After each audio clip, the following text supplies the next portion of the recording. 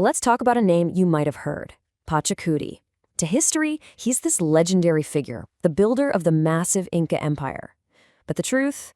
Well, figuring out where the man ends and the myth begins is almost impossible.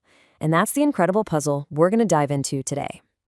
So this is the classic image, right? This is the man as we've been taught to see him, the ninth Sapa Inca, the great emperor who supposedly transformed a tiny little kingdom into the largest empire in the Americas. This is the official story, the one that's been celebrated for centuries. And wow, what a story it is. The legends about him are just epic. I mean, this one line that the stones themselves got up to fight for him, that tells you everything you need to know about how he was remembered. He wasn't just seen as a king, he was seen as a force of nature. Okay, so to really get a handle on the whole puzzle of Pachacuti, we have to start with that foundational legend. This is the origin story of how a forgotten prince became the Earth Shaker. The stage is set for a classic hero's tale. So picture this. It's the early 1400s, and the Incas of Cusco, they're not an empire yet, not even close. They're just a local power, and their biggest rivals, the Chankas, decide it's time to just wipe them out.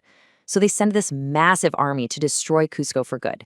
But then, as the enemy army is literally at the gates, the Inca ruler Rewrote and his chosen heir, they do the unthinkable. They run. They abandon their capital city, leaving everyone to their fate. But one prince, a younger son named Pachacuti Yupanqui, he refuses to flee. He stays behind to lead what looks like a totally hopeless defense. And this, right here, is where history just flips right into legend. Pachacuti Yupanqui doesn't just manage to defend the city, he completely crushes the Chanka army. The victory was so stunning, so miraculous, that this is where the story comes from, that the very stones on the battlefield turned into warriors to fight for him. He had saved his people and proved he was the only one worthy to lead. So with this one legendary win under his belt, Pachacuti Yupanqui goes from being a nobody to a conquering hero. And that single victory, it becomes the bedrock for forging an entire empire. After dealing with his cowardly father and brother, Pachacuti Yupanqui takes the throne, and he takes a new name, Pachacuti. In the Quechua language, this means the turn of the world, or earth shaker. I mean, come on, that's one of the coolest names in history, and he earned it by literally changing the course of his people's destiny. And as Emperor Pachacuti just starts this total revolution. He completely rebuilds Cusco, turning it from a pretty normal town into this magnificent capital, the navel of the world. And at the same time, he rebuilt their faith, making the sun god Inti the main state religion, forever tying his own power as emperor to the power of the gods. And this was the starting pistol for the Inca Empire as we knew it. Under Pachacuti's leadership, this crazy era of expansion just kicks off. And it's during his reign that these architectural marvels, like Machu Picchu, are believed to have been built, most likely as a personal royal estate for the Earthshaker himself. It's an incredible story. It's almost too incredible. And that's where we make a hard pivot, from the legend to this really fascinating historical puzzle. This is where it gets really good. Because it all boils down to this fundamental question. You know, for guys like Julius Caesar or Alexander the Great, we have written histories from their own time. But for Pachacuti, the historical record is way, way more complicated. So here's the big problem. As you can see here, the Incas didn't have a writing system like ours. Their history was an oral tradition, stories told from one generation to the next. Now, they did have these intricate knotted strings called quipus, but those were for keeping track of numbers, like census data or taxes, not for telling stories. So the epic sagas we have about Pachacuti, they were only written down after the Spanish conquered them, often decades later, and told through a totally European perspective. So we're not reading history, we're really reading a memory of a memory. So what does all that mean? Well, it means Pachacuti isn't a purely historical figure in the way we usually think of one. He's what scholars call mytho-historical, a blend of a real person and a powerful legend, where the facts are all woven into this grand epic.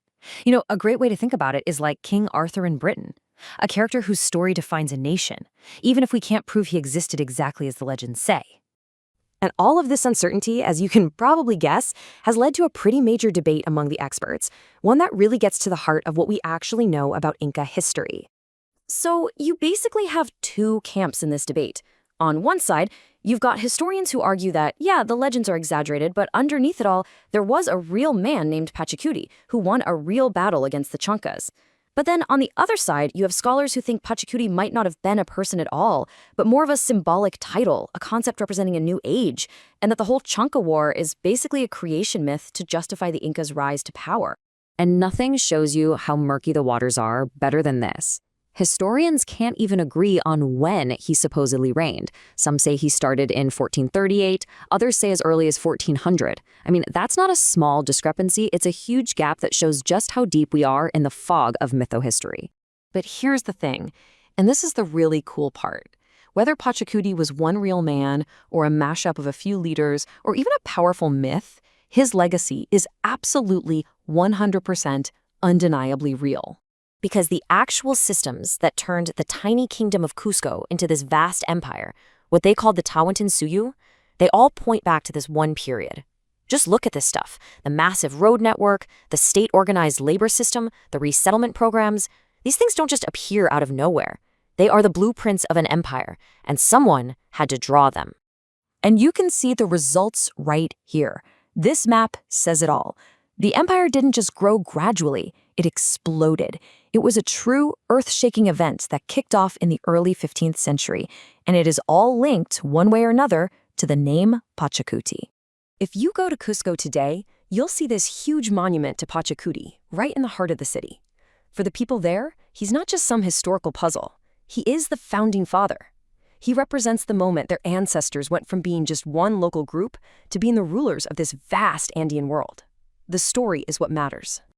And that leaves us with one last, really fascinating question. The story of Pachacuti, it was like the operating system for the entire Inca civilization. It gave them their purpose, their destiny. So if a legend is powerful enough to build a real-world empire, does it even matter if the man at the center of it was real?